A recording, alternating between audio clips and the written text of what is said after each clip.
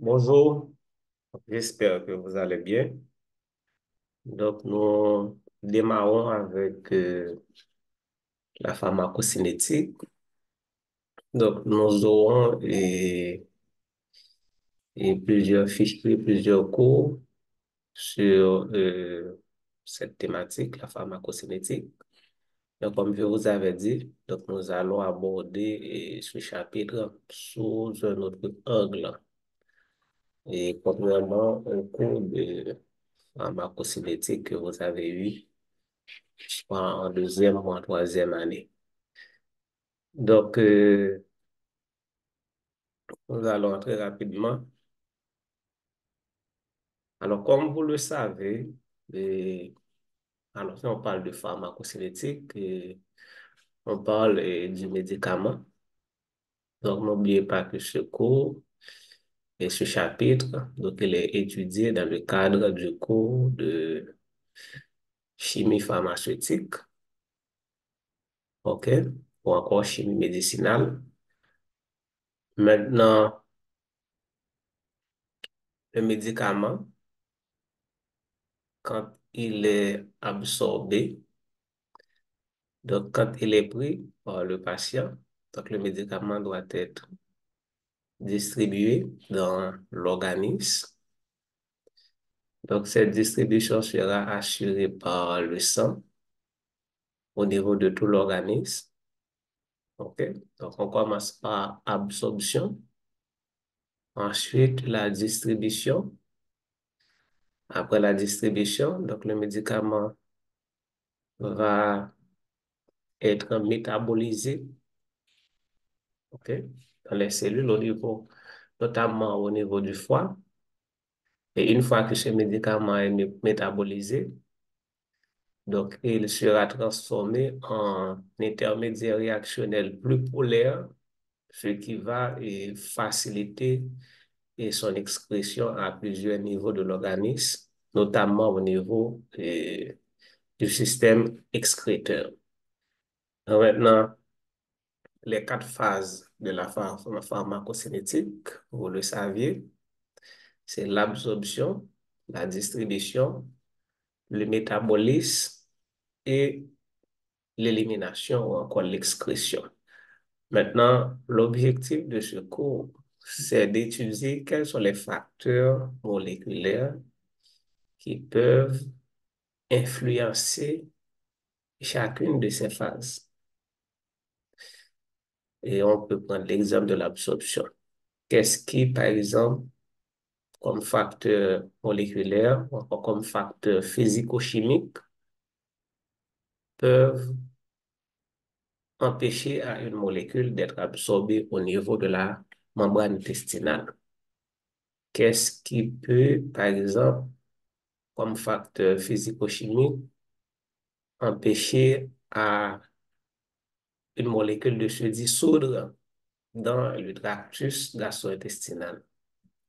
Voilà, donc c'est ces facteurs que nous allons étudier. Donc, on va parler de polarité et surtout, on va parler de hydrophobicité, on va parler de euh, hydrophilie, OK? Et nous avions fait un rappel sur la polarité et précédemment, nous avons également fait un rappel sur les liaisons intermoléculaires, comme je vous avais dit. Donc, les médicaments n'agissent pas par Bluetooth ni interaction. Donc, il faut qu'il y ait contact, contact avec un récepteur, contact avec une enzyme. Et ces contacts s'établissent par, par des interactions intermoléculaires. OK. Donc, maintenant, on va parler de distribution d'abord. Maintenant, il faut savoir que la pharmacocinétique, c'est partie de la pharmacologie et qui étudie la survie des médicaments dans l'organisme, OK? Les transformations que vont subir les médicaments dans l'organisme. Maintenant, les composés qui sont les mieux capables de créer des interactions liantes. Pourquoi on parle d'interaction liante? Je viens de le dire. C'est parce que pour que le médicament, pour que l'effet thérapeutique se manifeste, il faut que le médicament soit lié à euh, une cible thérapeutique. Donc, cette cible thérapeutique, c'est des cibles moléculaires, c'est des cibles cellulaires, et au niveau des cellules, on a particulièrement quatre cibles moléculaires, c'est les protéines qui sont de loin mieux représentées que les autres. On a ensuite les acides nucléiques, on a aussi les lipides, on a aussi les glucides. Donc, ces quatre types de macromolécules donc, représentent des cibles moléculaires pour les médicaments. OK? Maintenant, les médicaments qui sont les mieux capables de créer des interactions liantes ne sont pas nécessairement les meilleurs médicaments du point de vue thérapeutique. Donc, créer une interaction liante ne garantit pas une activité biologique efficace. Pourquoi? C'est parce que ce médicament peut potentiellement créer les meilleures interactions liantes, mais par contre, il faut que ce médicament atteigne la cible thérapeutique. OK? C'est que ce médicament arrive à destination, arrive à contourner les différents obstacles moléculaires qui se trouveront sur son parcours et atteindre la cible thérapeutique. OK? Atteindre la cible thérapeutique. Donc maintenant, quels sont ces obstacles? N'oubliez pas que le médicament, c'est une molécule. Maintenant, l'organisme, c'est en fait un environnement moléculaire. L'organisme, c'est un environnement moléculaire. Donc, une fois que le médicament est mis dans la bouche, ce médicament commence à rencontrer, à interagir avec non seulement des molécules, des macromolécules, avec lesquelles peut, il peut être incompatible, mais aussi le médicament se trouve dans un environnement avec des pH variés. Par exemple, au niveau de la bouche, il y a un pH, au niveau de l'estomac, il y a un pH, au niveau des intestins grêles, il y a un pH, et le pH en fonction des groupements fonctionnels et le pH peut modifier l'état d'ionisation des groupements fonctionnels et cet état d'ionisation donc, peut impacter l'absorption du médicament. Par exemple, si vous avez un groupement amino et à pH est faible, donc ce groupement amino sera sous forme cationique, alors que une fonction acide carboxylique ne sera pas ionisée.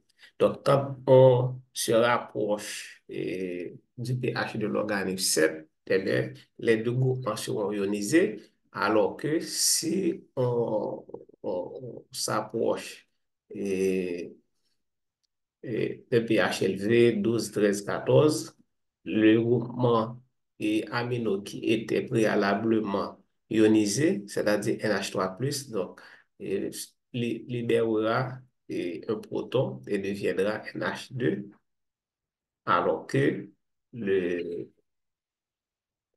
le groupement carboxylique qui avait perdu son hydrogène donc restera tel quel. Voyez comment le pH peut modifier l'état d'ionisation d'un médicament en fonction des groupements fonctionnels disponibles dans ce médicament. Donc, non seulement le pH, mais aussi il y a une armada de molécules donc, qui est en contact avec le médicament et tous ces facteurs peuvent influencer l'absorption du médicament. Donc, une telle situation est particulièrement vraie pour les médicaments administrés per os. Voilà.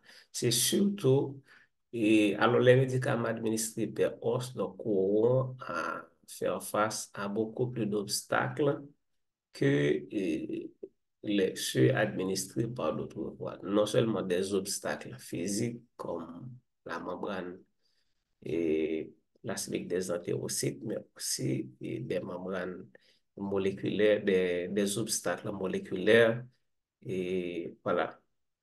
Donc, en premier lieu, le médicament doit être hydrosoluble puisqu'il doit se dissoudre dans le tractus gastro-intestinal et dans le courant sanguin, justement.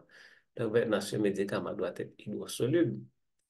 Donc, maintenant, hydrosoluble peut dire quoi? C'est soluble dans l'eau, mais cette solubilité sera assurée par la capacité du médicament à établir des liaisons hydrogènes avec l'eau. Donc, il faut que le médicament ait une certaine polarité. Donc, si le médicament est entièrement apolaire, donc il ne se dissoudra pas dans l'eau.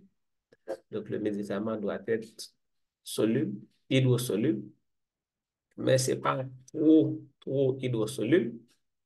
OK? Si le médicament est trop hydrosoluble, par conséquent, et il ne pourra pas être bien absorbé au niveau du tractus gastro-intestinal. Pourquoi? C'est parce que la membrane plasmique est de nature lipidique. OK? Donc, il doit y avoir un bon équilibre entre l'hydrosolubilité du médicament et son hydrophobicité pour que le médicament soit absorbé correctement.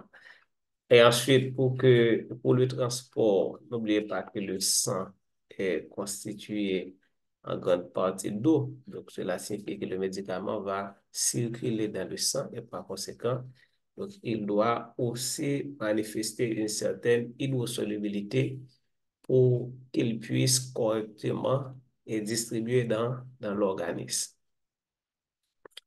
Mais ce médicament doit être liposoluble au moment où il s'apprête à traverser les membranes plasmiques liposolubles. Donc, n'oubliez pas que ce qui ressemble s'assemble. Donc, les molécules polaires se dissolvent entre elles. Donc, les molécules apolaires se dissolvent entre elles. Donc, maintenant, si la membrane plasmique est de nature lipidique, n'oubliez pas que la membrane plasmique c'est une double couche de lipides, notamment de phospholipides. Donc maintenant, le médicament doit être liposoluble, de même nature que les constituants de la membrane plasmique pour que ce médicament puisse être absorbé. Maintenant, si le médicament est trop liposoluble, il pourra cependant être absorbé, traverser la membrane plasmique des entérocytes. Mais le risque, l'enjeu, c'est que ce médicament peut être aussi par rapport à sa grande liposolubilité. Donc, ce médicament pourra être, je dirais, séquestré au niveau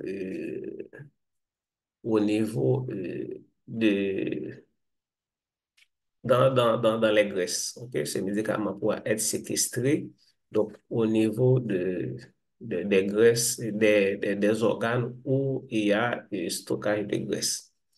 Donc, le médicament devra être suffisamment stable.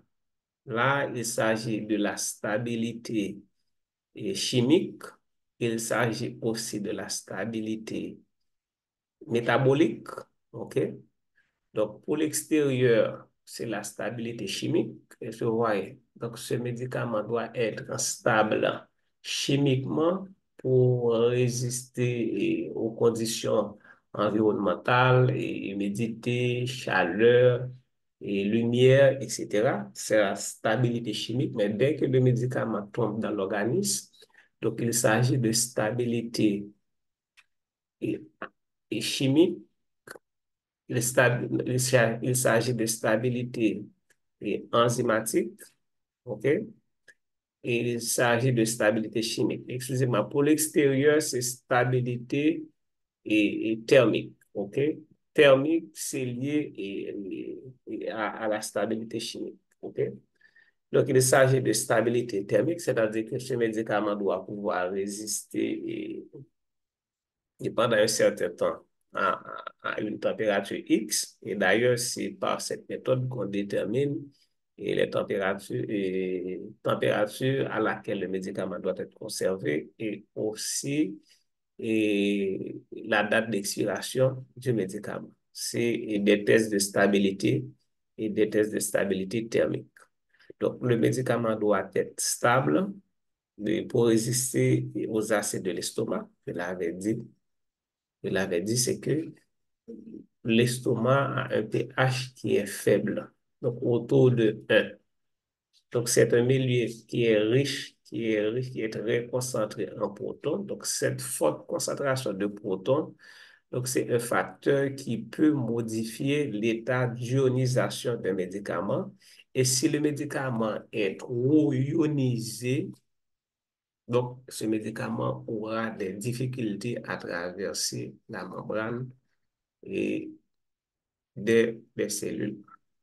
Ensuite, il ne faudrait pas que dès que le médicament tombe dans la bouche, donc ce médicament est en contact avec une armada d'enzymes. Donc, dès qu'il tombe dans la bouche, il descend dans l'estomac, dans l'intestin, le médicament fait face à des enzymes. Et toutes ces enzymes, donc, ils sont prêts pour attaquer ce médicament, transformer le médicament ça. Donc, ce médicament doit être et, stable sur le plan métabolique et stable sur le plan chimique. Donc, même si le médicament résiste à toutes ces attaques, tous ces obstacles, il n'y a encore aucune garantie qu'il atteindra sa cible. Aucune garantie qu'il atteindra sa cible. Okay? L'objectif, c'est que le médicament atteigne sa cible. Et c'est lorsque le médicament atteint sa cible, donc l'effet thérapeutique pourra à ce moment être observé donc après un certain temps. Ouais? Donc l'objectif, c'est que le médicament atteigne son cible. Mais malheureusement, ce médicament doit faire face à un environnement moléculaire et qui pose problème, OK, qui s'oppose, un environnement moléculaire qui s'oppose parfois à l'absorption du médicament et qui est prêt aussi à dégrader ce médicament. Voilà pourquoi, lors de la conception du médicament, il faut prendre en compte ces aspects, il faut prendre en compte et le pH, il faut prendre en compte l'environnement moléculaire, il faut prendre en compte la nature lipidique de la membrane plasmique. Si le médicament doit être absorbé par os, il faut prendre en compte aussi de cette armada d'enzymes qui est prête à briser des liaisons, à transformer le médicament et avant qu'il n'atteigne sa cible. Les médicaments lipophiles. Lipophiles, c'est-à-dire des médicaments qui sont apolaires et qui et sont de même nature que la membrane plasmique, peuvent être séquestrés par le tissu adipeux. Donc, si le médicament est trop lipophile, alors il faudrait ajouter cet adjectif. Le médicament est trop lipophile, donc ce médicament pourra être séquestré par le tissu adipeux. N'oubliez pas, et, qui se ressemble, s'assemble. Donc, les médicaments trop lipophiles ont tendance à s'accumuler, OK, à se réfugier dans le tissu adipeux.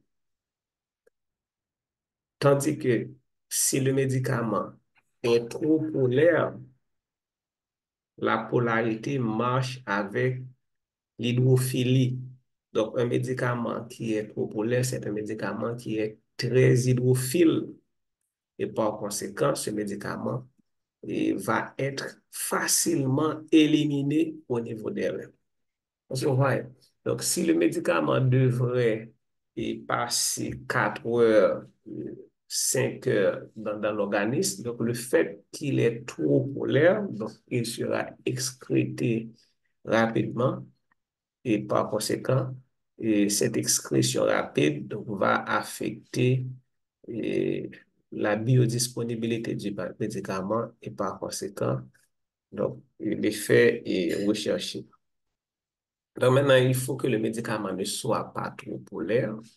S'il est trop polaire, c'est un problème. Il faut que le médicament ne soit pas trop lipophile. Trop lipophile, là, pas un problème. Donc, nous avons besoin d'un équilibre entre l'hydrophobicité et l'hydrophilie. Pourquoi on a besoin de ces deux facteurs? Parce que, un, le médicament est absorbé per os. Donc, c'est avec l'eau. Donc, le médicament doit être dissous. Maintenant, on a besoin du caractère lipophile du médicament pour traverser la membrane plasmique.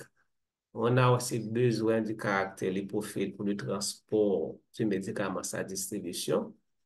Maintenant, on va encore besoin de ce médicament pour traverser la membrane des cellules parce que les cibles moléculaires se trouvent à l'intérieur des cellules ou encore à l'extérieur. Ça peut être des récepteurs membranaires. Maintenant, ouais, donc on a besoin de ces deux facteurs, mais il faut que ces deux facteurs soient dans un bon équilibre. Donc, ça qui va poser problème et au niveau de la cellule. En outre, s'ils sont anioniques, c'est-à-dire ils renferment des groupements chargés, groupements fonctionnels chargés négativement, comme CO-, TCO-, qui provient d'une fonction d'acide carboxylique. Donc, les médicaments peuvent être liés aux protéines plasmatiques. OK?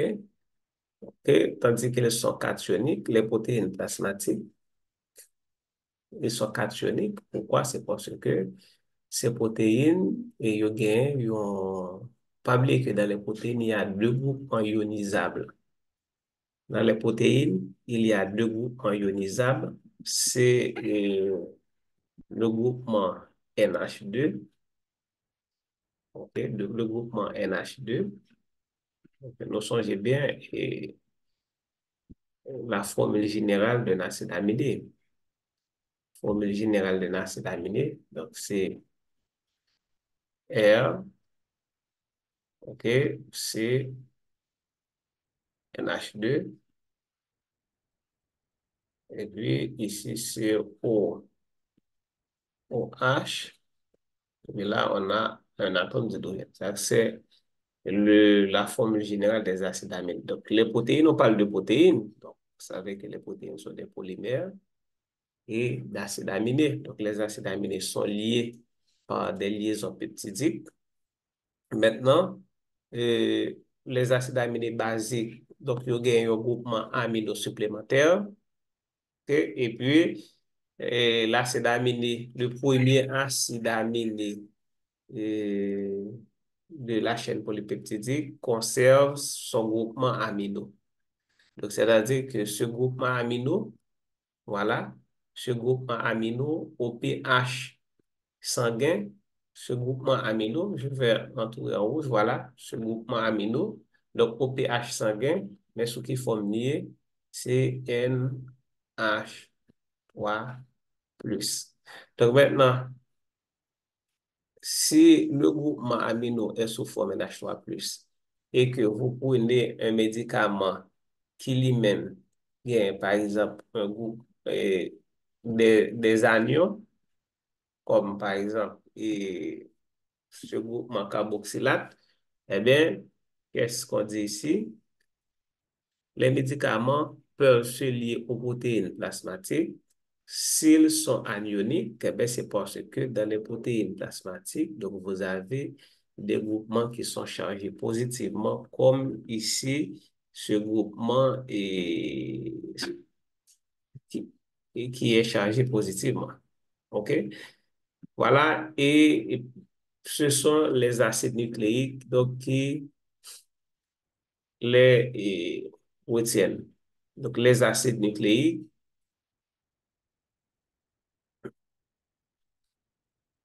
OK, ah, excusez-moi. Donc là, ils peuvent être liés aux protéines plasmatiques.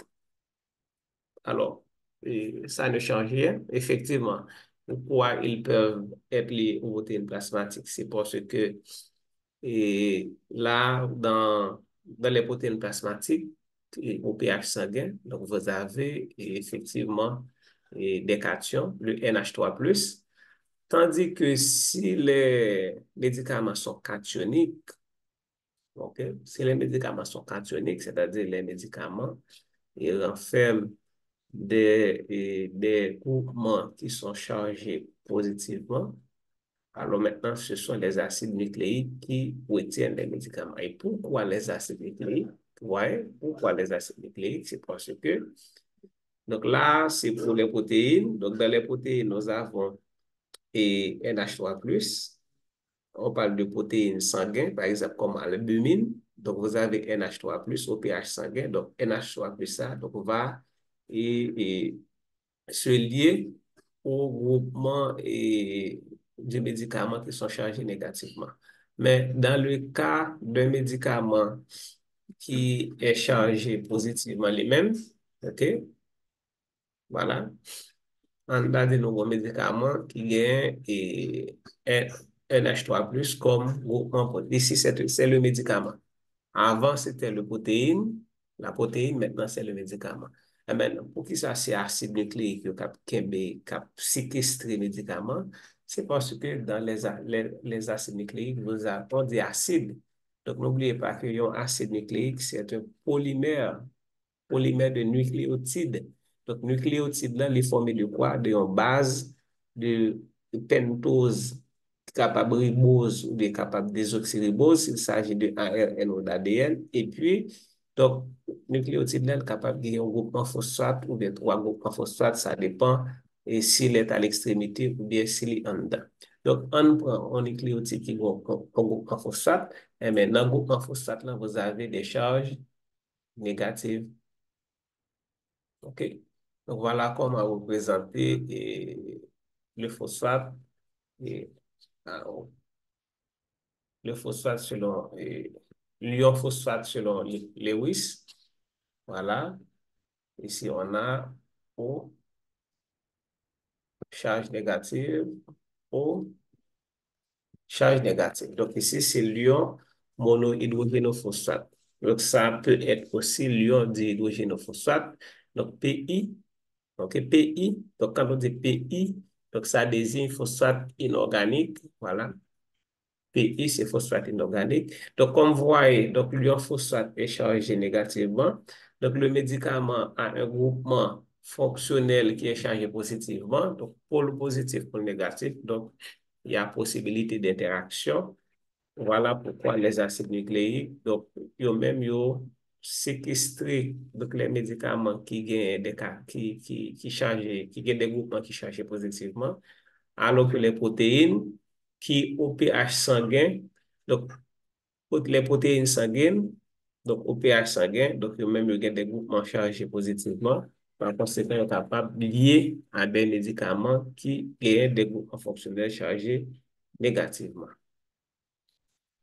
Donc maintenant, divers paramètres pharmacocinétiques à prendre en compte dans le design d'un médicament. Okay? Donc, je l'avais dit au début, donc, quand on conçoit un médicament, l'objectif, c'est que ce médicament atteigne son cible. Mais pour qu'il atteigne sa cible, donc, le médicament doit être conçu de manière à faire face aux différents obstacles qu'il va rencontrer sur son parcours. OK? Donc, ce parcours, c'est le tractus gastro-intestinal. C'est d'abord traverser la membrane plasmique et ensuite circuler dans le sang, traverser encore la membrane plasmique s'il le faut et pénétrer dans la cellule. Donc, certains médicaments pénètrent, certains médicaments agissent à l'extérieur. Le fait qu'un médicament réussisse à atteindre sa cible dépend essentiellement de ses propriétés physico-chimiques. OK? C'est ça. Donc, ce sont ces propriétés physico-chimiques qui pourraient permettre que le médicament atteigne ses buts. Là, nous pouvons connaître activité biologique, nous pouvons connaître propriétés pharmacodynamiques, là, nous avons pharmacocinétiques. OK? Nous avons pharmacocinétique. Donc, facteur ça, propriété physico-chimique, c'est eux-mêmes qui peuvent déterminer la pharmacocinétique du médicament. On parle d'absorption. Donc, si le médicament est trop polaire, le médicament ne pourra pas être absorbé correctement au niveau de la membrane et plasmique qui est de nature lipidique. Ouais. Donc, quelles sont ces propriétés? La stabilité chimique, mais aussi métabolique du médicament. Donc, on est ici, la stabilité chimique, c'est surtout au niveau de l'estomac, qui a un pH faible. La stabilité métabolique, c'est le transport sanguin. OK? Donc, vous avez des enzymes sériques, des protéines sériques qui sont des enzymes comme albumine, donc, qui a transporté. Alors, non. Oui, oui, albumine, c'est un transporteur, c'est pas un enzyme. OK? Donc, le médicament va être pris en charge par albumine, mais en fonction de l'état de ionisation du médicament, le médicament peut être aussi fortement retenu par albumine. Et si le médicament est fortement retenu par albumine, donc la fraction libre du médicament qui est responsable de l'activité biologique sera faible. Par contre, si le médicament est faiblement lié à albumine, donc la fraction libre et qui est responsable de l'effet thérapeutique, donc sera élevée et par conséquent, cela peut conduire à de la toxicité aussi.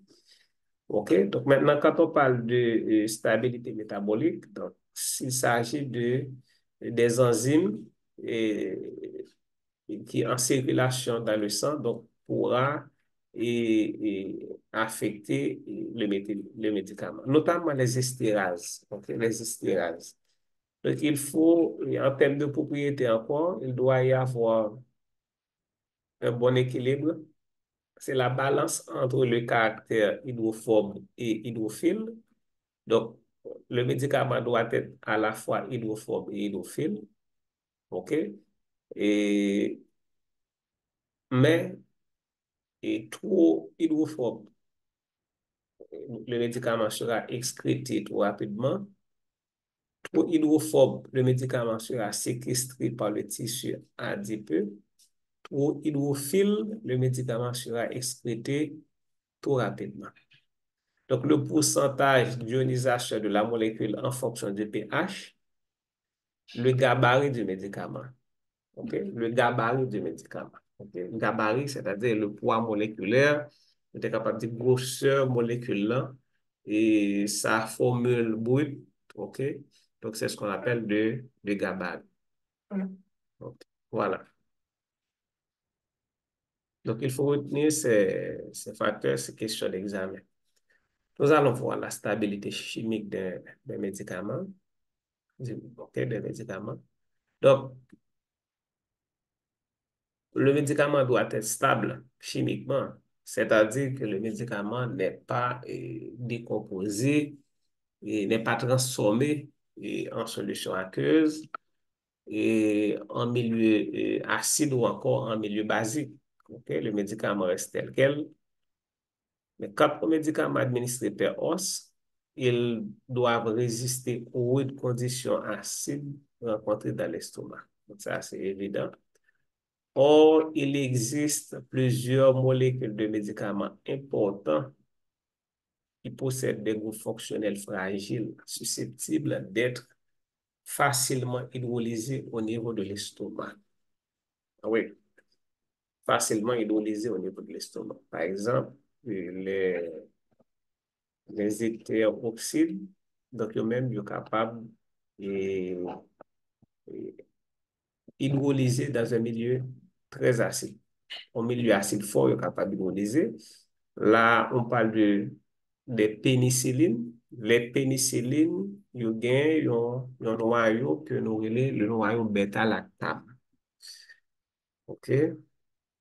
Les pénicillines et ce noyau est fondamental pour l'activité des pénicillines. C'est d'ailleurs, on parle d'antibiotiques bêta-lactamiques. OK? Donc maintenant, ce noyau bêta-lactam, c'est un noyau on dit noyau ou bien cycle bêta-lactam, c'est un cycle qui est fragile en milieu acide, ouais, est chimiquement labile, tandis que les substances cholinergiques possèdent un ester vulnérable. Donc là, effectivement, donc l'ester peut être hydrolysé et en milieu, dans une solution acide au niveau de l'estomac, tout comme le cycle bêta-lactam peut être hydrolysé au niveau de l'estomac. Donc, laissez-moi vous présenter le cycle pour vous. OK, il est toujours bon. Un ester, formule générale, c'est R, voilà, la formule générale d'un ester. Donc, ça peut être R ou bien R prime. Effectivement, donc maintenant, en milieu acide, donc liaison ça capable de briser là, ouais, liaison ça capable de briser là, et par conséquent, donc on va le régénérer un alcool et un acide carboxylique. Maintenant, le cycle bêta-lactam, c'est ce cycle. Côté là, on a azote et ici, on a, voilà. Donc, je vous dirai dans la suite pourquoi on appelle ce cycle bêta-lactam. Maintenant, pour capable de dire non, là, et si on a regardé fonction ça, cette fonction, c'est une fonction amide. Donc, ouais, c'est une fonction amide. OK? Donc, venez pas amide d'hydrogène ici, c'est parce que le cycle, et l'atome d'hydrogène, il est lié à un autre cycle. OK? Que ce soit dans les pénicillines, que ce soit dans les céphalosporines. Donc, c'est des systèmes bicycliques.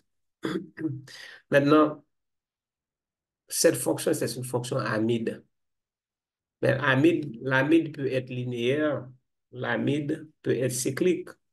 Donc là, on a un amide cyclique. Donc les amides cycliques, ils sont capables d'exister sous deux formes, c'est forme lactam ou des formes lactime.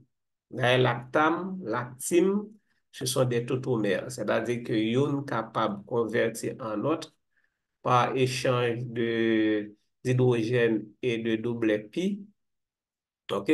Mais c'est deux molécules qui sont en équilibre et aussi on peut isoler et chaque fois. Bon, a toujours une qui est en plus forte concentration. Donc, l'équilibre est capable d'atteindre d'un côté ou de l'autre.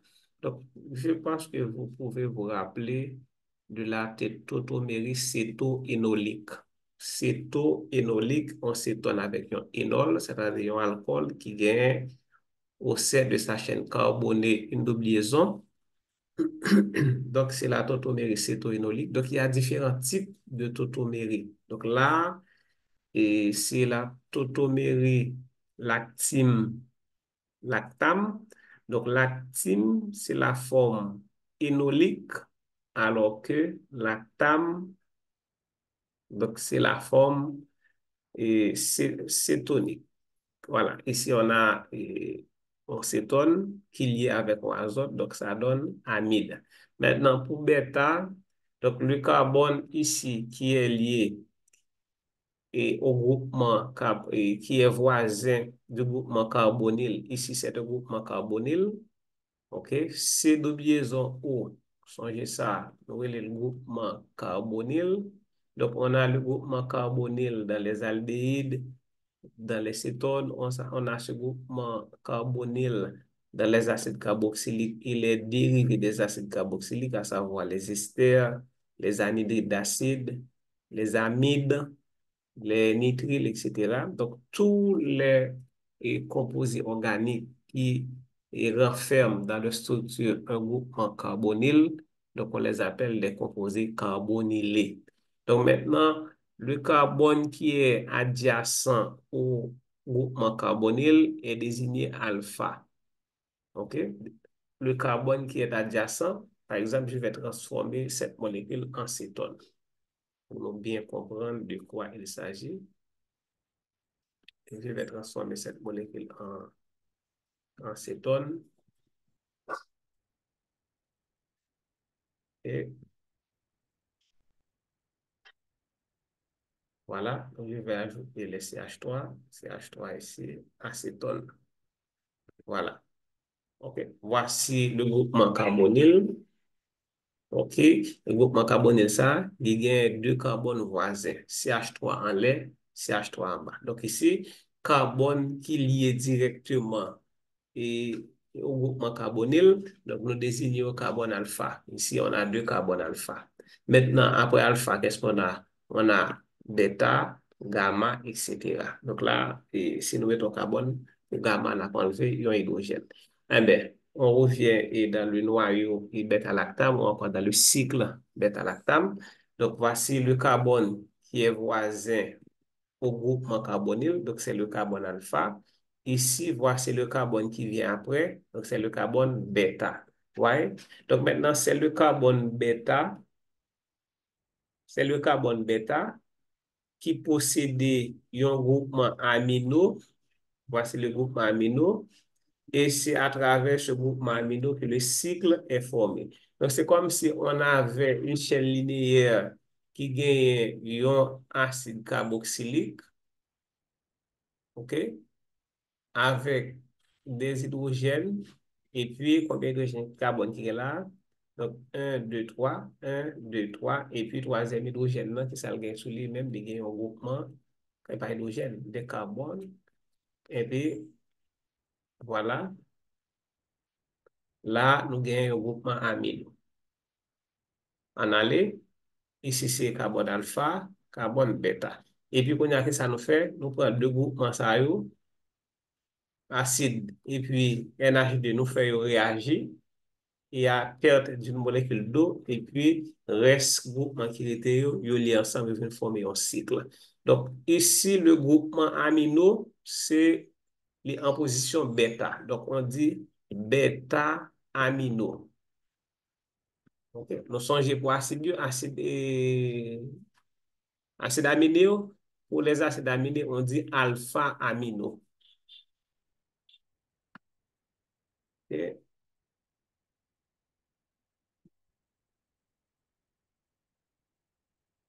Voilà. Je vais prendre l'exemple des acides aminés. Donc ici, on a R, on a H, on a NH2 de ce côté, et puis on a COO. Voilà. Donc, voici le groupement carbonyl. Ici, c'est le carbone alpha, parce que c'est ce carbone qui est voisin du carbone alpha. Et par conséquent, tout atome qui est lié à carbone alpha est en position alpha. Ok, c'est comme si nous avons en numérotation, notre numéroté chaîne, là, de carbone, ça c'est carbone 1, carbone, ça c'est carbone 2. Donc, nous sommes capables de dire c'est 2 aminos. Mais là, la nomenclature que nous parlons tenir compte, c'est de la nomenclature grecque. Donc, suivant la nomenclature grecque, donc le groupement amino se trouve sur le carbone alpha, et mais qui ça dit c'est alpha amino.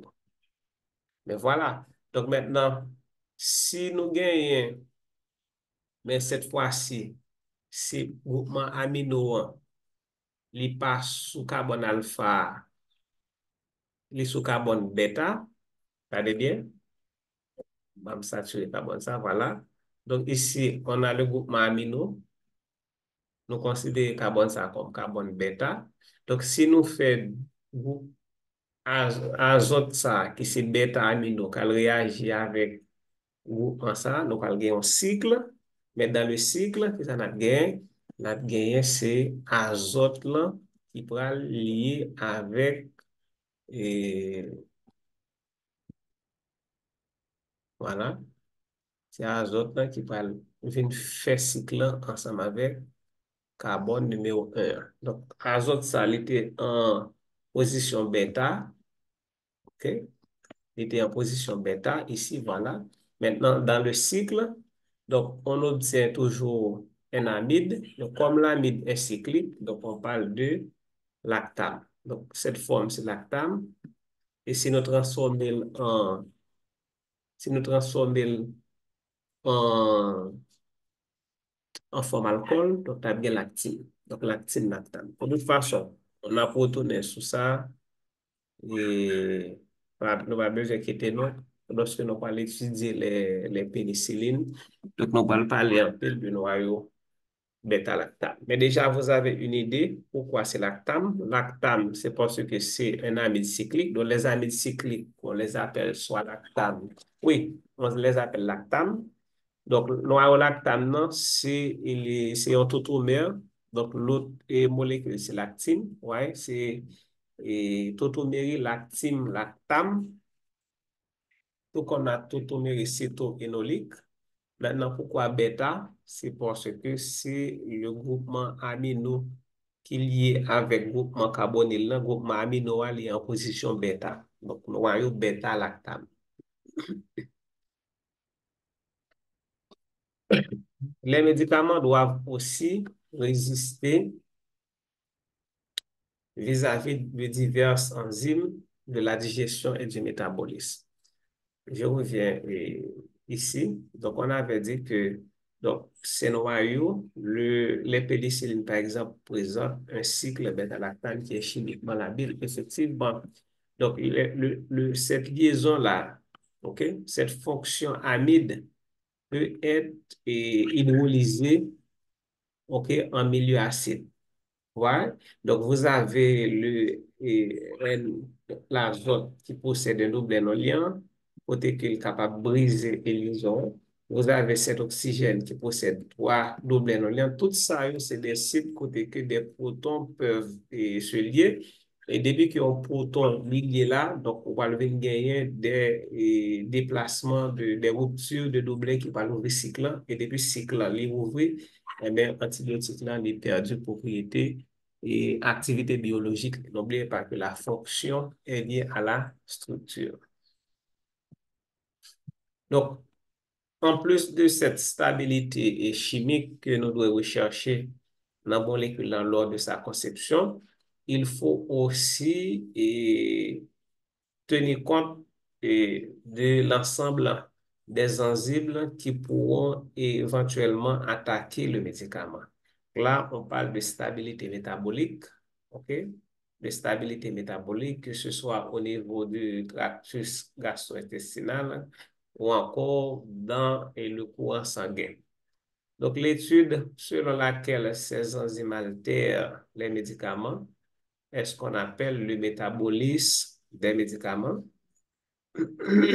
Tandis que les produits obtenus à la suite de ces biotransformations sont des métabolites des médicaments. Donc là, on est surtout au niveau du foie. Pas oublier que les médicaments sont des molécules étrangères à l'organisme. Ce sont des xénobiotiques, donc qui sont notamment métabolisés au niveau du foie. Donc le foie a cette particularité, OK, de pouvoir modifier les xénobiotiques, donc tout ce qui est étranger à l'organisme. Donc maintenant, l'objectif du foie, c'est, ou encore l'objectif du métabolisme, c'est de transformer le corps, c'est de mettre le plus vite possible, d'expulser, d'excréter, de mettre au dehors le plus vite possible la molécule étrangère. Mais pour y arriver, donc, cette molécule doit avoir des propriétés physico-chimiques qui va faciliter effectivement son élimination et principalement dans les urines. Donc, du coup, le rôle du métabolisme, c'est de transformer la molécule étrangère, ça peut être un médicament, en un métabolite plus polaire, de manière à faciliter rapidement son excrétion urinaire. OK, donc, le métabolisme va être à l'origine de la formation de groupements fonctionnels polaires. OK? Donc, tout ceci, c'est pour faciliter l'élimination urinaire. Donc, diverses stratégies existantes peuvent être mises à profit pour rendre un médicament résistant vis-à-vis de sa métabolisation. OK, on est toujours au niveau de la stabilité métabolique des médicaments.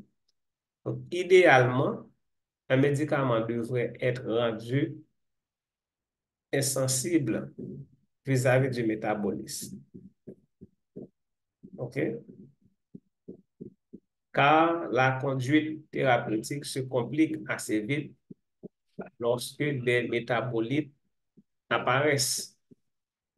Il faut savoir que il y a des médicaments qui a développé pour mettre sous machine. Et puis, au cours des études pharmacocinétiques, toutes études ça en fait, les essais cliniques, ils ont étudié les propriétés chimico-physiques du médicament pour est-ce qu'il a bien absorbé, est-ce qu'il a bien éliminé. Pour voir aussi, le médicament ça, l'on prend, le transformer en métabolite, est-ce que le métabolite est toxique? Parce que il y a un médicament qu'on prend et médicament pas supposé et ben problème. La molécule en soi et les métabolites qui peuvent issus du métabolisme de ce médicament. Mais il arrive qu'au cours de ces études physico-chimiques sur euh, cette molécule, on trouve des intermédiaires réactionnels toxiques, cancérigènes. On trouve aussi des intermédiaires, des métabolites ou encore intermédiaires réactionnels qui ont des activités biologiques diamétralement opposées à la molécule de départ. Et il arrive souvent qu'on laisse la molécule de départ et qu'on continue avec ce métabolisme pour une autre indication. OK?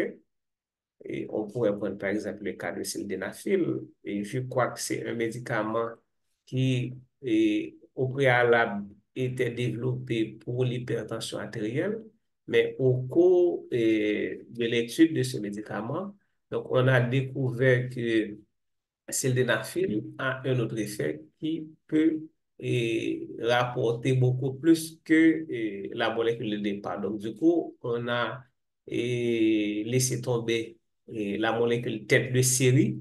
Voilà, on a laissé tomber la molécule tête de série et on continue avec le métabolisme pour une autre indication parce que la baie est plus propre. Voilà, maintenant, et l'apparition des métabolites peut poser des problèmes, tout comme l'apparition métabolique est capable et intéressant, et dans la mesure où il présente des propriétés et des activités biologiques extrêmement intéressantes, et surtout dans des domaines qui est capable de générer beaucoup de profit. En effet, les métabolites formés occasionnent des effets qui sont différents du médicament original. OK? Dans certains cas, l'activité tombe à zéro. C'est ce qu'on souhaite. C'est ça qu'on a cherché. Dans d'autres cas, les métabolites s'avèrent toxiques. Par exemple, les métabolites du paracétamol sont hépatotoxiques, tandis que certains hydrocarbures polycycliques sont cancérigènes en raison de leur biotransformation en hypoxide. Alors, qu'est-ce qu'on entend par hypoxide?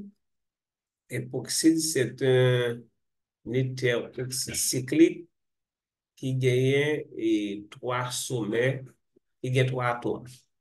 OK? So, je me dis, non, chimie thérapeutique, c'est la chimie organique. OK? C'est chimie organique qu'on a fait. On a essayé de comprendre en quoi la chimie impliquée dans l'activité biologique du tabac. Donc là, hétéroxyde linéaire, c'est ROR. Donc hétéroxyde cyclique, donc c'est un cycle. Voilà un exemple. Donc ça, c'est un interoxyde cyclique. OK? Donc, c'est le plus simple. Le plus simple des hétéroxydes cycliques. Maintenant, hétéroxyde cyclique, ça, il y a trois atomes dans le cycle. Il y a un atome d'oxygène, deux carbone. OK? Un oxygène, deux carbone. Donc, c'est un hétérocycle. Hétérocycle. Donc, quand dans le cycle, vous avez des hétéroatomes, c'est des atomes qui sont différents de hydrogène, de carbone. Par exemple, oxygène, c'est un hétéroatome. Azote, c'est un hétéroatome. Donc, c'est deux atomes ça que nous voyons le plus souvent dans les cycles. Par exemple, les glucose sous forme cyclique, et pyrimidine, les purines, les bases pyrimidiques, ou encore pyrimidine, purine, et vous allez voir dioxane, etc. Vous gagnez soit azote ou bien soit oxygène dans le cycle. Maintenant, époxyde, c'est le cycle que vous avez à l'écran. OK? Époxyde. Donc, quand vous avez un, un hétéroxyde cyclique avec trois sommets ou bien trois atomes dans le cycle, un oxygène, deux carbone, eh bien, on appelle ce cycle hypoxyde. Voilà, c'est clair pour tout le monde. On va avancer. Oui. Maintenant, dans certains cas, l'activité tombe à zéro. Oui, on a déjà dit ça. Donc, tandis que certains hydrocarbures polycycliques sont cancérigènes en raison de leur biotransformation en hypoxyde. Donc, hypoxyde parle interagir avec l'ADN, OK? Parle interagir avec l'ADN et par conséquent, bah, du graphe. Donc, maintenant, qu'est-ce qu'on cherche dans un métabolite? Qu'est-ce qu'on souhaite de métabolite? C'est que le métabolite est inactif et excrété rapidement. Voilà. Donc, un métabolite idéal, c'est quoi un métabolite idéal? C'est un métabolite qui est inactif et excrété rapidement. Donc, c'est ça que tout chimiste ou encore pharmacochimiste souhaitait, à faire des études pharmacocinétiques sur les médicaments, c'est que métabolite qui rejoignent, donc, et pas de problème, pas toxique. Alors, l'intéressant, on va tomber sur un métabolite qui gagne des propriétés plus intéressantes que la molécule tête de série et qui aussi capable de commercialiser dans un domaine côté que laboratoire capable de faire un peu profit. Ou du moins, ce qui est intéressant dans la mesure où c'est un métabolite qui est capable d'utiliser dans le cas des maladies orphelines, c'est-à-dire des maladies rares pour lesquelles il est difficile de trouver des médicaments. Donc, tout ça, c'est des aspects du développement de l'étude de la chimie qui apparaissent intéressants. On est toujours au niveau du métabolisme. Donc, un autre problème provient du fait que l'activité des enzymes intervenant lors de la métabolisation, lors du métabolisme, varie d'un individu à l'autre. Ah oui, il y a ça aussi. Il y a ça. Et il est capable de varier d'un individu à l'autre, ou bien il y a ce qu'on appelle les races. OK? Donc, ceci est tout particulièrement vrai pour un ensemble d'enzymes métaboliques appelés les cytochromes P450. OK? Les cytochromes P450, donc, qui participent dans l'oxydation des médicaments. Et cytochromes, ce sont des protéines. Alors, les enzymes sont des protéines. OK? Les enzymes sont des protéines. Donc, P450P, c'est pour protéines. Et 450, c'est longueur d'onde d'absorption de la lumière de ces protéines. C'est la longueur d'onde d'absorption. C'est-à-dire que ils ont absorbé une lumière qui est dans 450 nanomètres.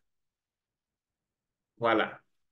Qui ont une longueur d'onde de 450 nanomètres. Donc, il s'agit d'hémoprotéines. Hémoprotéines, c'est des protéines, et hémo, c'est pour M. Donc, c'est des protéines qui gagnent deux parties. Il gagne ce qu'on appelle une partie protéine qu'on appelle holoprotéine, OK, plus une autre partie ici, c'est l'M, l'autre partie, c'est l'M, OK, ouais. Donc, c'est une protéine, et je dirais, complexe, OK.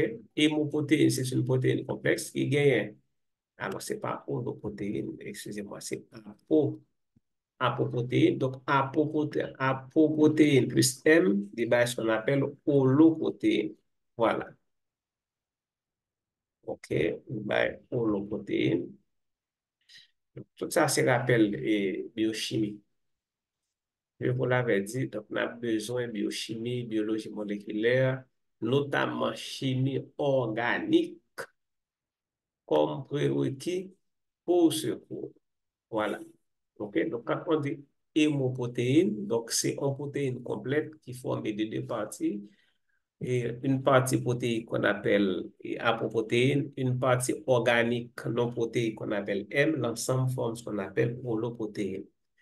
Voilà, donc on a donné des explications contenant un M et du fer qui joue un rôle métabolique déterminant lors des réactions oxydatives se déroulant dans le foie. OK, donc maintenant, et le fait que concentration est capable de varier d'un individu à l'autre, donc ça est capable d'affecter donc, la vitesse du métabolisme et par conséquent créer des problèmes. D'un patient à l'autre, les proportions relatives de diverses enzymes P450 peuvent varier, ce qui signifie qu'on assistera à des fluctuations dans le degré de métabolisme des médicaments. C'est ça, me fait dire là. Voilà, donc l'activité des P450 peut être influencée par d'autres produits chimiques. Oui, là, on a interaction médicamenteuse, interaction avec d'autres médicaments. Et si moi, je peux bien cimétidine, si on a un médicament, et des médicaments comme cimétidine, comme médicament ça là encore, je ne me rappelle pas. Et maintenant, il y a des aliments aussi qui peuvent donc, influencer l'activité des cytochromes P450. Donc, certains aliments, par exemple, peuvent modifier l'activité de ces enzymes. N'oubliez pas que une enzyme, c'est une molécule qui est régulée, qui est modulée. On parle de régulation de l'activité enzymatique. Qu'est-ce qu'on entend par régulation de l'activité enzymatique? Eh bien, l'enzyme, à un moment donné, peut être inactive. À un moment donné, l'enzyme peut être active. OK? Mais il y a, par exemple, des médicaments qui peuvent interagir avec d'autres et augmenter leur activité. Augmenter l'activité. Si nous prenons deux médicaments, par exemple, et on prend, gagnons un médicament, c'est un inducteur enzymatique. On prend un médicament A et B, donc les deux médicaments vont être métabolisés par P450, mais il y a un médicament, c'est un inducteur enzymatique. Qui ça le fait? Ça veut dire qu'il augmente l'activité des P450. Et mais qu'est-ce qui va se passer? Médicament A qui augmente l'activité enzymatique de P450 là, il pourra conduire à une forte métabolisation du médicament B parce que les deux médicaments, ils sont métabolisés par même enzyme. Donc, on capable un inducteur enzymatique ou du moins un inhibiteur enzymatique. Inhibiteur, il ralentit, diminue l'activité enzymatique là, et inducteur enzymatique là, lui-même, ça le fait, il augmente l'activité. Donc, quand l'activité augmente, le médicament est métabolisé rapidement, tant pour le faire dans le corps, pas fait. Quand l'activité diminue, le médicament passe trop de temps dans l'organisme, par conséquent, les effets toxiques, donc, yo augmenté. Donc, comme médicament, nous avons le chou de Bruxelles et la fumée de cigarette qui exalte, qui augmente l'activité des P450. Donc, chou de Bruxelles et fumée de cigarette, ce sont des inducteurs enzymatiques, alors que le jus de pamplemousse, mais que ça fait les freiner, les diminuer l'activité des P450. Donc, et c'est-à-dire que le roi prend des médicaments, roi prend des médicaments qui est capable, qui est métabolisé par P450, mais on n'est pas capable de prendre avec jus de pamplemousse.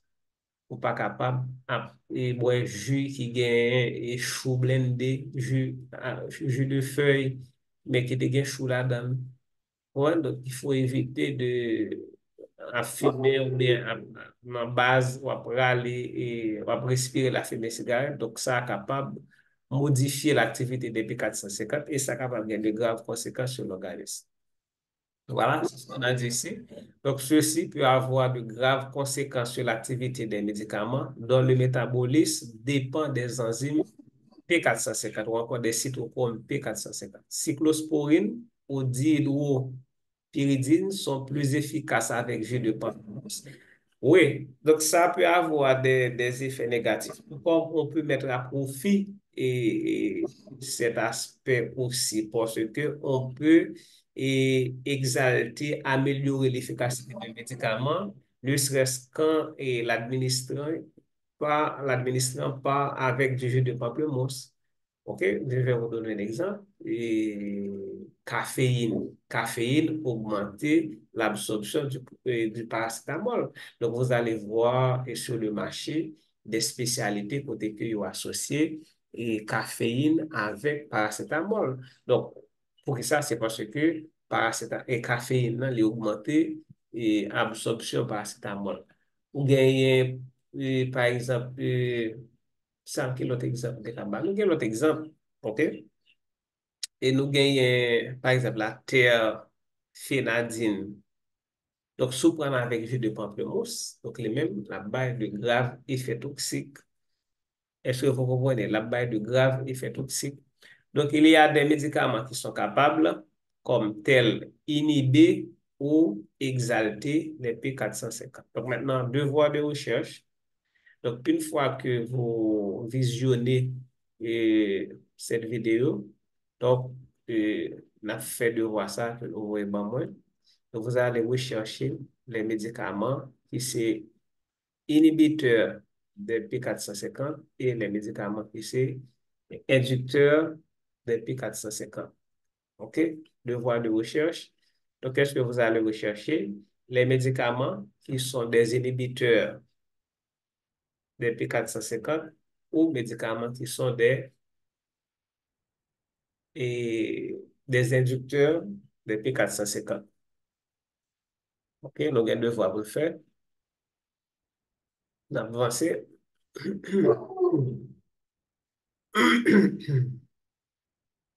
OK, là, nous avons l'autre aspect très intéressant, très, très intéressant et concernant les médicaments, c'est la balance hydrophile-hydrophobe. Balance hydrophile-hydrophobe. Donc, un médicament doit être caractérisé par une balance correcte entre ses propriétés hydrophiles et ses propriétés hydrophobes. Donc, hydrophile, c'est les molécules qui peuvent se dissoudre dans l'eau. Donc, les molécules hydrophiles sont polaires, l'eau est polaire, ouais, qui se ressemblent à s'assemblent. Les molécules hydrophobes, donc ces molécules n'ont pas attirance pour l'eau, n'aiment pas l'eau, ils ne pas aimer bien, et par conséquent, donc ils ne pas mélanger avec l'eau. Donc, les molécules hydrophobes n'apportent que solubles dans l'hexane, par exemple, qui c'est une molécule hydrophobe. Donc, hydrophobe, hydrophobe, et hydrophile, hydrophile. En l'absence d'une telle répartition harmonieuse de ces caractéristiques, à savoir caractère hydrophile, caractère hydrophobe, les médicaments présenteraient plusieurs inconvénients. Par exemple, les médicaments qui ont un caractère trop polaire ou encore trop hydrophile sont facilement excrétés par les reins et traverse difficilement les barrières lipidiques des membranes. Ça, il faut le retenir, c'est très important. Pas oublier que nous dit s'assembler, marcher ensemble. Donc, la membrane plasmique, lui-même, la membrane plasmique, c'est une membrane qui est essentiellement lipidique. Donc, les lipides, pour la plupart, ok, c'est des molécules hydrophobes. Ok, c'est des molécules hydrophobes. Maintenant, si le médicament est trop polaire, donc la difficulté pour le traverser et cette barrière lipidique. Médicaments yo éliminés essentiellement dans l'urine. Si le médicament est trop polaire, la bien trop attirance pour l'eau et par conséquent la éliminer trop facilement. Ouais? Donc, on a besoin de la polarité, mais pas trop, parce que trop polaire pose problème. Problème d'absorption, problème d'expression. OK? Donc, médicament pas bien absorbé, parce que le médicament est trop polaire, alors que le médicament est trop hydrophile, alors que la membrane plasmique, côté le pas passer à lui-même, hydrophobe. Le médicament est pas éliminé trop vite, pour ça, c'est parce que les amis de l'eau. Il est trop polaire, or l'eau est polaire. Donc, le fait que les remet de l'eau, donc la tendance pour les éliminer et facilement. Les médicaments qui sont trop lipophiles, c'est-à-dire qui remet lipides, qui ont mis membrane plasmique là, ils n'ont pas dissous dans l'eau et seront mal absorbés à partir du tractus gastro-intestinal, vu qu'ils sont plutôt disposés à coalescer dans les globules graisseux. Voilà, ils sont attirés par des graisses, ce qui les empêche d'interagir avec l'épithélium intestinal. Même s'ils parviennent à atteindre le courant sanguin, ils seront rapidement écartés et séquestrés dans les adipocytes de l'organisme. Donc, les adipocytes, c'est des cellules qui mettent en réserve des graisses, notamment sous forme de triglycérides. Donc, triglycérides, c'est forme de réserve des graisses dans l'organisme. Et cellules qui sont spécialisées dans mettre triglycérides en réserve, donc on les appelle des adipocytes. Les médicaments qui se lient fortement à leurs récepteurs sont en général des molécules ionisées. OK? Fortement à leurs récepteurs ou encore leur transporteur membrane, leur transporteur sanguin comme albumine, c'est des molécules qui sont fortement ionisées. C'est-à-dire qu'il y a des groupements fonctionnels qui chargent positivement ou des groupements fonctionnels qui chargent négativement. Très polaire, alors que celles-ci ont peu de chances de traverser les membranes plasmiques lipophiles. Ouais, donc cette forte ionisation va empêcher à ces médicaments de traverser la membrane plasmique. Toujours, c'est parce que la membrane plasmique est de nature lipidique. Donc, tout ça qui est trop polaire, tout ça qui est trop chargé, pas capable de traverser. Et d'ailleurs, les ions, donc c'est par transport, excusez-moi, les ions, c'est par transport actif qui traversent ces membranes. Non seulement ce sont de petits, mais aussi, donc, et, ils ont besoin d'énergie pour être capable de traverser et pour traverser tout, c'est à travers des pores spécifiques. C'est-à-dire que traverser librement au milieu des lipides, c'est pas évident. Donc, non seulement ils entrent par transport actif, ils sortent par transport actif, mais ils gagnent des canaux spécifiques côté qui sont capables de passer sans être en contact avec les lipides. Donc, vous comprenez? Donc, maintenant, une molécule médicamenteuse qui est très ionisée, donc là, bien du mal pour traverser la membrane plasmique. Et pas oublier que le pH, donc c'est un facteur qui est capable de participer à l'ionisation d'une molécule. Par contre, les médicaments qui sont capables de franchir facilement les membranes plasmiques, lipophiles, vont se retrouver dans les régions adipeuses de l'organisme et auront plus tendance à se lier au site de fixation de leur récepteur. Donc ça, c'est la séquestration. Donc, le médicament peut facilement, si le médicament peut facilement traverser la membrane plasmique, c'est que le médicament est lipophile. Donc, si le médicament est lipophile, donc à ce moment, il aura tendance à se réfugier dans les tissus adipeux et par conséquent pas disponible pour agir en tant que médicament. Donc, il ressort de tout ceci que les meilleurs médicaments résultent habituellement d'un subtil compromis entre ces deux comportements extrêmes. Ils ne sont jamais ni trop lipophiles, ils ne sont jamais ni trop hydrophiles. Ouais, donc il faut trouver un bon équilibre, une bonne balance, OK? Un bon équilibre, une bonne balance donc, entre l'hydrophobicité et la lipophilie du médicament de manière à faciliter une bonne absorption, une bonne distribution, OK, du médicament dans l'organisme. OK? Donc maintenant, degré d'ionisation des médicaments. Il existe un nombre assez important de molécules médicamenteuses qui contiennent un groupe fonctionnel de type amine. Et par exemple, avec nous déjà, oui. Par exemple, avec nous, avec les acides aminés. Donc, démontrer nous que les acides aminés, il y a un groupement amino qui est en position alpha.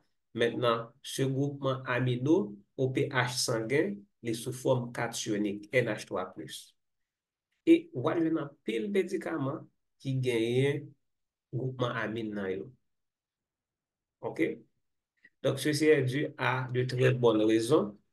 Bien souvent, des amines sont impliquées dans des interactions liantes de médicaments avec sa cible. Justement, pas oublier que le médicament n'est pas agi par Bluetooth, c'est en contact avec le récepteur, c'est en contact avec la cible thérapeutique. Mais ce contact s'établit par des interactions intermoléculaires. Et interactions intermoléculaires sont faites entre des groupements fonctionnels.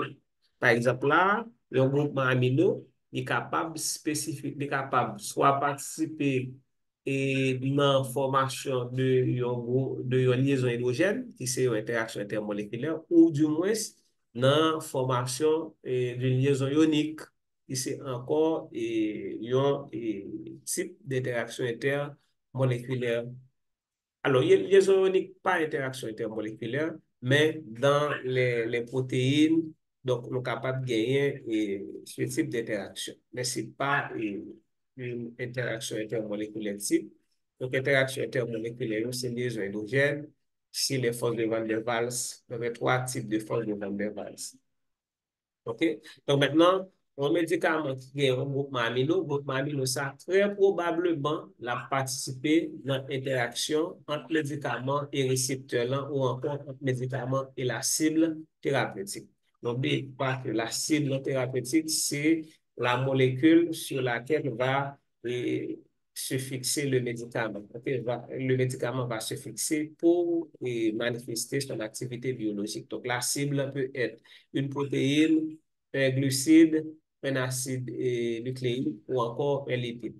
Donc, les amines apportent aussi une réponse élégante au problème de la délicate balance entre les exigences d'hydrosolubilité et de liposolubilité.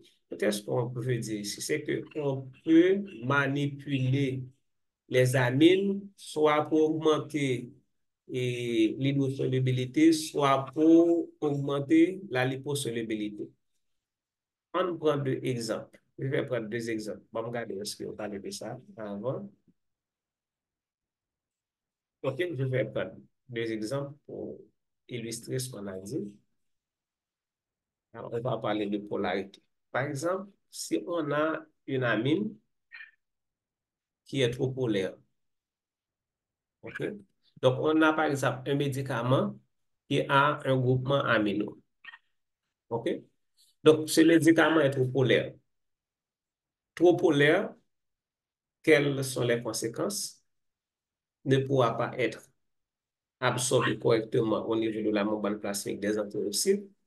Deuxièmement, si le médicament arrive à traverser la membrane plasmique, il sera excrété trop rapidement. Deux conséquences. Il est capable de difficulté pour traverser la membrane plasmique. Et fraction qui rige traverser la excrété dans les urines trop rapidement. Voici les deux conséquences d'une forte polarité. Mais qu'est-ce qu'on peut faire? On peut modifier le groupement amino. Donc, nous allons transformer en et voilà. Donc, nous allons retirer l'hydrogène solide et puis nous allons remplacer l'hydrogène par exemple, CH3. Voilà. Donc, entre deux molécules, ça, qui est-ce qui est plus polaire? C'est numéro un. Donc, si molécule ça trop polaire, là, ben, problème n'est pas capable d'absorber. Ah, mais le fait de remplacer un hydrogène par un groupement méthyle qui est apolaire, donc groupement méthyle, ça, qu'est-ce que ça le fait? Eh bien, il diminue la polarité hein, et par conséquent, augmenter chance molécule là, pour traverser ma bande plasmique là. De même, si je gagne une molécule qui gagne un groupement, on a dit là, moi gagne une molécule médicament, et même au lieu qu'elle gagne un seul et radical méthyle, il y a deux. Et puis, qui ça m'a marqué, c'est que le médicament a traversé correctement mon ban plasmique là, mais le fin traversé, là, le caché dans le tissu adipeux, donc il n'est pas disponible dans le sang. Mais qu'est-ce que ça va le faire? On va enlever un groupement méthyle, on remplacer par hydrogène pour être capable de jouer une bonne balance entre l'hydrosolubilité et la liposolubilité. Voilà, donc il y a des groupements fonctionnels qu'on peut manipuler pour obtenir un bon équilibre entre les deux caractères, le caractère hydrophobe et le caractère hydrophile. Donc, les amines sont des bases faibles parce que ils gagnent, et quand on dit base, ici, il s'agit de base de Lewis, c'est parce que l'azote possède un doublet non liant. Donc, ce doublet non liant peut être partagé à une autre molécule qui gagne soit un case vide ou bien qui gagne un carbone qui est déficitaire en électrons. Et cette molécule qui peut recevoir ce doublet non liant, c'est acide de Lewis et amidon même, c'est des bases de Lewis. Les amines sont des bases faibles et, en général, on constate qu'un bon nombre de médicaments, parmi les plus efficaces, sont des amines dont la valeur du pKa se situe entre 6 et 8. OK? Donc, si pKa est situé entre 6 et 8, cela signifie que, donc, médicament ça, il y a sous forme et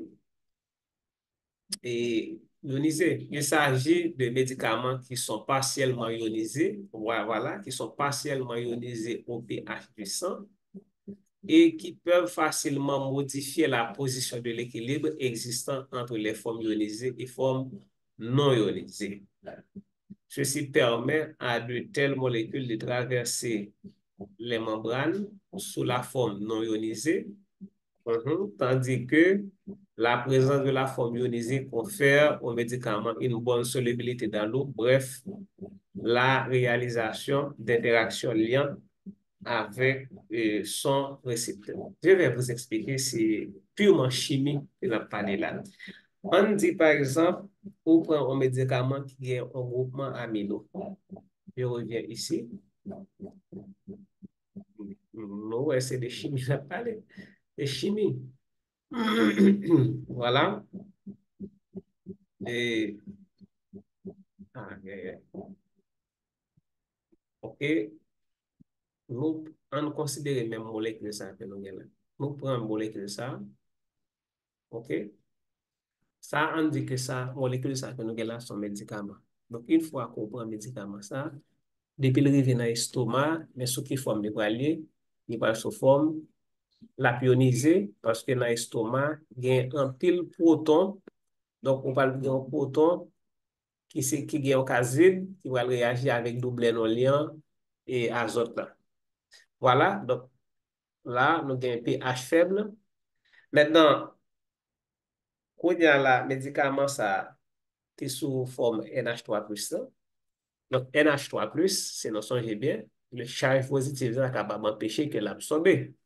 Le arrive dans duodénum, il s'arrête, il fait un pH alcalin. Regardez bien, oui.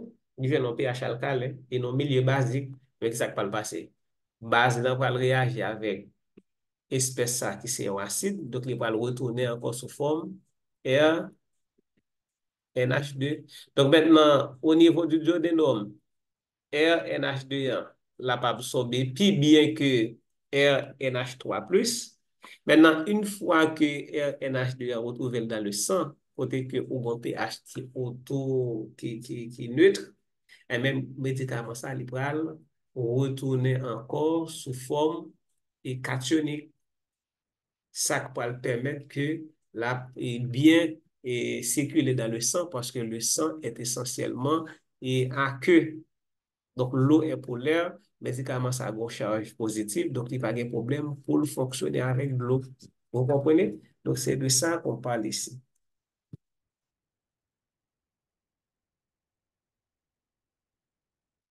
Donc, les médicaments cholinergiques ou anticholinergiques sont totalement ionisés. Quand on dit cholinergique, qu'est-ce qu'il faut voir? Il faut voir acétylcholine. Acétylcholine. OK? Il faut voir acétylcholine. Les médicaments cholinergiques ou anticholinergiques sont totalement ionisés. Comment ces médicaments sont-ils administrés pour assurer leur efficacité? Soit par injection, s'ils sont totalement ionisés. Cela veut dire quoi? Il y a gagné difficulté pour traverser ma membrane plasmique. Donc, tout médicament qui pas capable de traverser ma membrane plasmique parce que le médicament est trop polaire, eh bien, il va par injection. Donc, depuis où est-ce que vous un médicament par injection? C'est parce que le médicament, il y a un problème qui fait qu'il n'est pas capable d'administrer par os. Donc, il faut qu'il tombe directement dans le sang. Qu'est-ce qu'on peut faire? On peut aussi, si nous parlons par injection, créer ce qu'on appelle un pro-médicament. Pro-médicament, qui ça nous fait, c'est que dans le cachet, groupement fonctionnel qui fait que les molécules d'anthropolaire, là, eh bien, nous faisons réagir avec l'autre groupement, côté que nous venons cacher polarité, hein. Mais une fois que molécule là tombe dans le sang, groupement ça que nous ajoutons, les détacher, ce qui régénère à l'intérieur, dans le sang, donc molécules qui étaient un problème pour traverser ma bande plasmique. On appelle ça pro-médicament. Par exemple, aspirine, c'est un pro-médicament. Aspirine n'est pas la molécule active. Acide acétylsalicylique n'est pas la molécule active. La molécule active, c'est acide salicylique, mais acide salicylique pose des problèmes au niveau de l'estomac. Mais qu'est-ce qu'on fait? Ce groupement hydroxyle qui pose des problèmes là, mais qu'est-ce qu'on fait? Nous transformer en groupement ester, sachant que ester, ça, une fois qu'elle tombe dans le sang, on parle des estérases qui viennent couper liaison ester là, donc ça va le régénérer dans le sang et la fonction et alcool que nous avons transformé en ester. Donc, enalapril n'est pas la molécule active. Enalapril, c'est un pro-médicament. Donc, le médicament, la molécule active s'appelle enalaprilate. Donc, ça passe.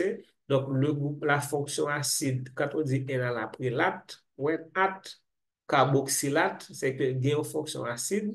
Fonction acide, ça a un problème, qui ça nous fait? Nous convertir fonction acide là en ester. Et le fait de convertir la fonction acide en ester, donc on diminue la polarité et on augmente l'absorption, chance pour que la molécule l'ait absorbée. Mais l'idéal, c'est que le groupement ça que nous ajoutons, de détacher et le détacher n'est pas toxique. On verra ça dans la suite du cours. Donc, on peut soit utiliser la voie intraveineuse pour administrer le médicament, soit concevoir un pro-médicament ou encore utiliser une protéine de transport propre à une cellule. Donc, nous sommes capables d'utiliser une protéine de transport, pas oublier que la cellule, c'est un système qui mettait en vue des échanges de matière et d'énergie avec son environnement.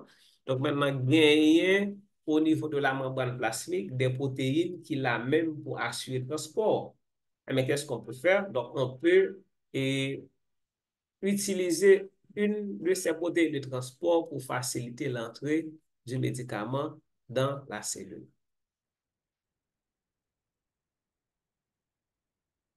OK? Donc, on a terminé avec gabarit des médicaments, grosseur médicaments. Donc, la plupart des médicaments le plus souvent administrés sont caractérisés par une masse molaire moléculaire ne dépassant pas 500. Quoi qu'il en soit, comme tel, le gabarit de médicaments n'empêche pas son absorption. Grosseur médicament, c'est pas les mêmes qui peuvent s'important dans l'absorption. Ça qui arrive que de médicaments par rapport à grosseur, pas qu'à absorber, mais c'est pas le facteur le plus important. OK? Donc, par exemple, la cyclosporine, OK, malgré sa masse moléculaire proche de 1200, est correctement absorbée au niveau de la membrane plasmique. OK? Donc, c'est pas ça qui est plus important. Voici ce qu'on appelle cyclosporine. OK? Voilà. Non, non, c'est pas une molécule qui est petite quand même. Et bon, c'est ça. Maintenant, voici ce qui est important à retenir ici. Le facteur qui conditionne de façon cruciale l'absorption est la polarité. Et c'est plutôt là qu'il faut chercher les causes de la mauvaise absorption des molécules volumineuses. Donc, c'est-à-dire ces molécules-là, mais ils ont une bonne balance, une bonne balance lipophile et hydrophile, donc l'a absorbé correctement. Voici, chers étudiants, donc notre premier cours sur la pharmacocinétique. Comme je vous ai dit, et là, c'est regarder quel facteur physico-chimique est capable donc affecter, influencer les différentes étapes de la survie, de devenir d'un médicament dans l'organisme. Donc, nous avons trois fichiers sur pharmacocinétique, trois fichiers, mais pas nécessairement trois cours. Heureusement, nous faisons un seul cours avec ce premier fichier. Nous espérons que les autres cours, donc, et les autres fichiers, nous sommes capables de faire un cours ensemble avec nous, ça va permettre de nous avancer. Donc, prenez le soin et le temps de bien visionner la vidéo. Et il y a des points importants qu'il faut noter aussi. Et maintenant, pas oublier qu'il y a un devoir à remettre une fois et visionner la vidéo. N'oubliez pas de vous abonner, de liker et surtout de poser vos questions dans la rubrique commentaires. À la prochaine.